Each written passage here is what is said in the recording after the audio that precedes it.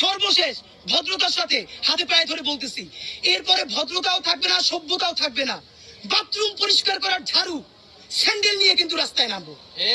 যদি আমাদের জীবনই চলে যায়, শহীদদের পরিবারে যদি আবারও গণহত্যা চালানো হয়, আমার যেই ভাইয়ের একটা চোখ অন্ধ হয়ে গেছে, বাকি চোখটাও যদি অন্ধ হয়ে যায়, ইন্টারিম সূর্য কিন্তু বাংলাদেশে রক্তের বন্যা বয়ে যাবে। বললাম আমাদেরকে বলা হয় আমরা ভায়োলেন্ট কথা কেন বলি?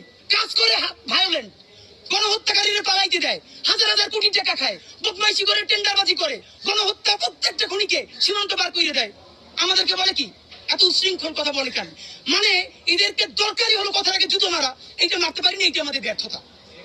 তো দুনিয়ার যেই অসভ্য ভাষায় বললে এদের কানে লাগবে। আপনাদের মাধ্যমে বলি, এইখানে বসে স্বরাষ্ট্র উপদেষ্টাকে বলছিলাম, আপনি থানায় থানায় যান, রাতে রাতে যান, অন্তত ওনাকে একটা ধন্যবাদ জানাই। এই কথা বলার পরের দিনই উনি প্রত্যেকটা থানায় রাতে 10-12টা করে থানায় গেছে। আপনাদের মনে আছে কিনা? উনি রাস্তায় গেছে, উনি